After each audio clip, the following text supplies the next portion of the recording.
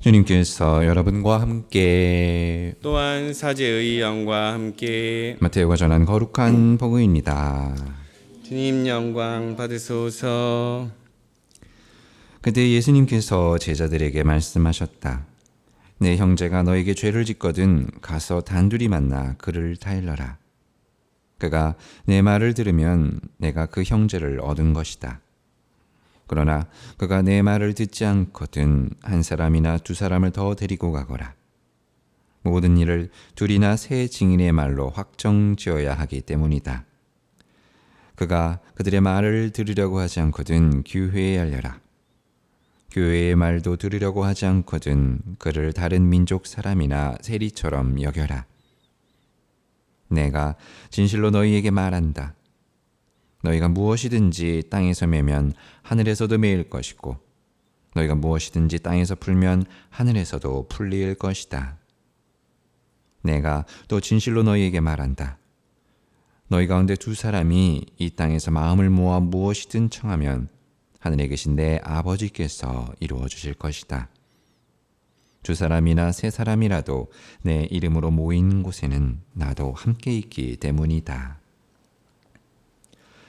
주님의 말씀입니다. 그리스도님 찬미합니다. 참 예수님, 찬미 예수님. 네, 우리 또 형제님께서 오늘 함께 해주셨는데요. 잘 오셨고요. 기쁜 또 주일 보내시기 바라겠습니다. 네, 우리에게 연중 제23주일이 허락되었습니다. 주님께서 우리에게 허락해 주신 이 거룩한 날, 정말 주님 안에서 기쁘고 즐겁게 보내실 수 있기를 또 희망합니다. 또 그런 의미에서 그런 마음으로 이 미사 함께 우리 교우분들과 하도록 하겠습니다. 여러분, 만약에 여러분 주변에 어떤 가족이나 지인이 뭔가 잘못된 길로 가고 있어요. 그리고 나에게 어떤 죄를 지었어요. 그러면 여러분들은 그들에게 어떤 모습으로 다가가시겠습니까? 손절을 하시겠습니까? 아니면 어떻게든 그 사람을 올바른 방향으로 이끌어 주려고 노력을 하시겠습니까? 예수님 시대 유다인들 같은 경우에는 율법을 어기는 자, 그 자가 생기면 바로 그를 단죄하였습니다. 그리고 공동체에서 추방시켰죠. 완전 아웃을 시켰어요. 그럼 이 모습이 옳은 모습일까? 도대체 어떤 모습이 주님께서 보시기에 좋은 모습일까요? 오늘 복음에서 예수님께서 이에 대한 답을 주고 계십니다. 이렇게 말씀하시죠. 내 형제가 너에게 죄를 짓거든 가서 단둘이 만나 그를 타일러라. 그가 내 말을 들으면 내가 그 형제를 얻은 것이다. 그러나 그가 내 말을 듣지 않거든 한 사람이나 두 사람을 더 데리고 가거라. 그가 그들의 말을 들으려고 하지 않거든 교회에 알려라. 교회의 말도 들으려고 하지 않거든 그를 다른 민족 사람이나 세리처럼 여겨라. 라고 말씀하시죠. 자, 예수님께서는 우리가 주변에 어떤 형제가 죄를 지었을 때, 나에게 죄를 지었을 때 그를 바로 단죄하러 가셨나요? 그러지 않으셨죠? 어떻게든 그와 대화를 해라 라고 말씀하셨어요. 단둘이 대화를 해서 안 되면 한 사람이나 두 사람을 더 데리고 그와 함께 대화하여라. 그것도 안 되면 교회에 요청을 해라. 교회와 함께 그 사람과 대화를 해라 라고 이야기하시죠. 예수님의 이 말씀에는 형제를 결코 쉽게 단죄하지 마라. 그리고 그를 결코 쉽게 포기하지 마라 라는 메시지가 강하게 담겨 있습니다. 그리고 또 어떤 메시지가 있냐면요. 형제가 죄를 짓는 것을 보고도 우리가 그를 방관하거나 그를 마음속으로 심판하고 그를 포기한다면 우리 자신에게도 그를 포기하고 단죄한 우리 자신에게도 죄가 있다는 것이죠. 그 형제에 대한 책임이 있다는 것입니다. 그 메시지가 담겨 있습니다. 이를 뒷받침하는 근거가 그 말씀이 오늘 제1도서에 담겨 있죠. 말씀드려 볼게요. 너 사람의 아들아, 나는 너를 이스라엘 집안의 파수꾼으로 세웠다. 그러므로 너는 내 입에서 나가는 말을 들을 때마다 나를 대신하여 그들에게 경고해야 한다. 내가 악인에게 그 악한 길을 버리도록 경고하는 말을 하지 않으면 그 악인은 자기 죄 때문에 죽겠지만 그가 죽은 책임은 너에게 묻겠다라고 말씀하셨습니다. 어찌 보면 참 억울한 말씀이죠. 죄를 지은 형제를 쉽게 단죄하거나 포기하지 말라는 메시지까지는 어느 정도 받아들일 수 있을 것 같은데, 그래, 포기하면 안 되지, 단죄하면 안 되지, 받아들일 수 있을 것 같아요. 그런데 죄를 지은 형제를 방관하거나 쉽게 단죄한 채 손절을 하면 그 형제의 죄에 대한 책임을 너에게 묻겠다 하시는 말씀은 쉽게 납득이 되지가 않습니다. 아니, 내가 죄를 지은 것도 아닌데 왜 내가 다른 사람의 죄에 대한 책임을 져야 하는 거지? 라는 울분이 터져 나올 수가 있죠. 충분히. 주님께서는 도대체 왜 우리에게 이런 요구를 하시는 걸까요? 그 이유를 오늘 복음의 끝에서 우리는 찾아볼 수가 있습니다. 또 말씀드려 볼게요. 예수님께서 이런 말씀하셨어요. 너희가 무엇이든지 땅에서 매면 하늘에서도 매일 것이고 너희가 무엇이든지 땅에서 풀면 하늘에서도 풀릴 것이다. 너희 가운데 두 사람이 이 땅에서 마음을 모아 무엇이든 청하면 하늘에 계신 내 아버지께서 이루어 주실 것이다. 두 사람이나 세 사람으로 모인 곳에는 나도 함께 있기 때문이다. 자, 제가 방금 지금 들려드린 이 말씀에는 교회의 정체성과 사명을 알게 해주는, 우리가 알게 해주는, 깨닫게 해주는 아주 중요한 메시지가 담겨 있습니다. 지상교회가 어떤 것을 메고자 하면요, 묻고자 하면 하늘에 계신 하느님께서 그걸 메어주신대요.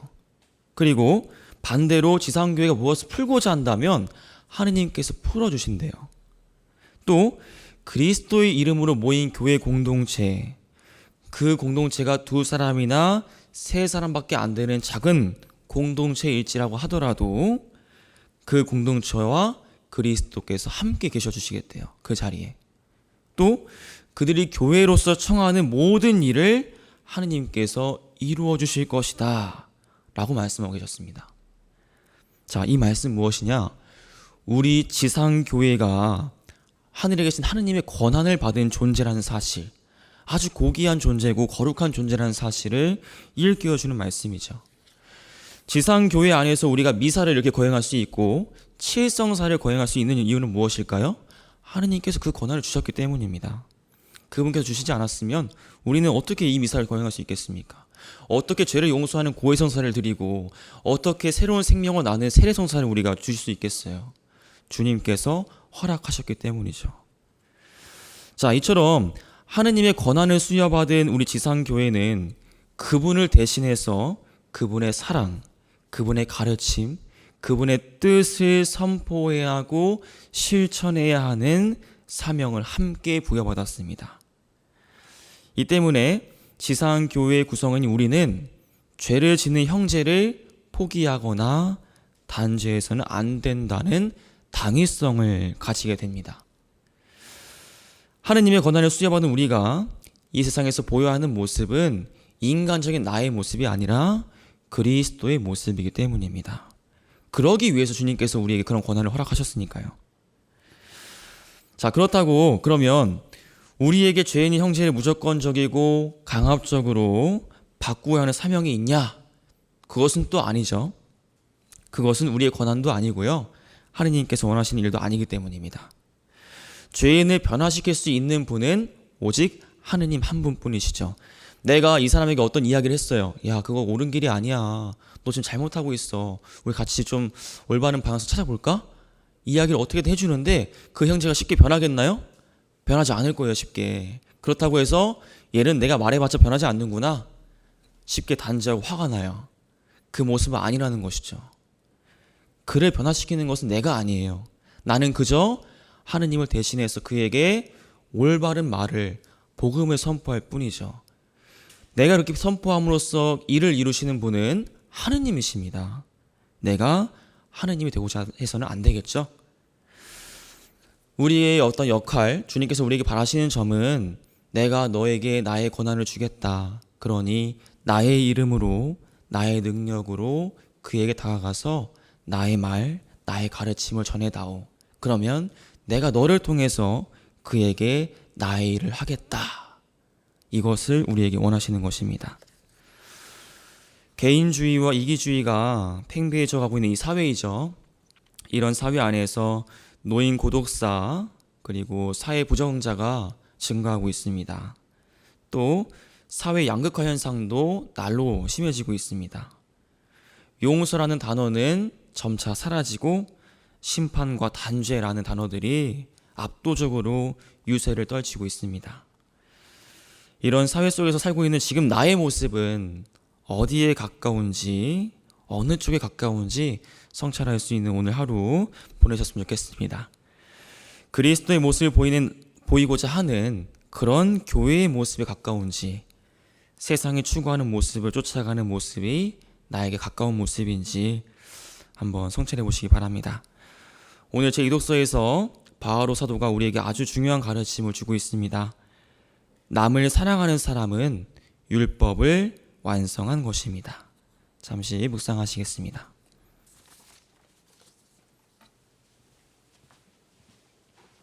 그냥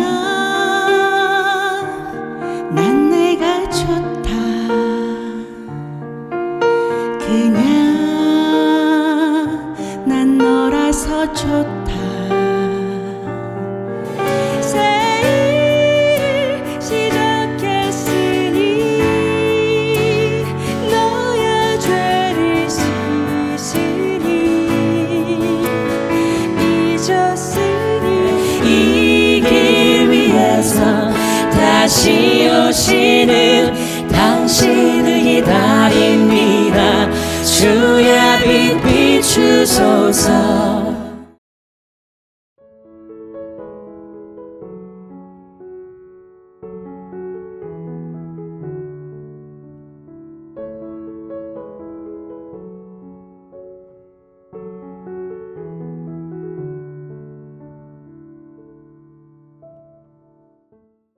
감사합니다. 생태마을입니다. 된장, 간장, 고추장, 청국장까지 여러분을 위해서 만들고 있어요. 정성으로 사랑으로 우리 농산물로 생태마을이 하나 되어 준비했답니다. 예! 된장, 간장, 고추장, 청국장까지 여러분을 위해서 만들고 있어요.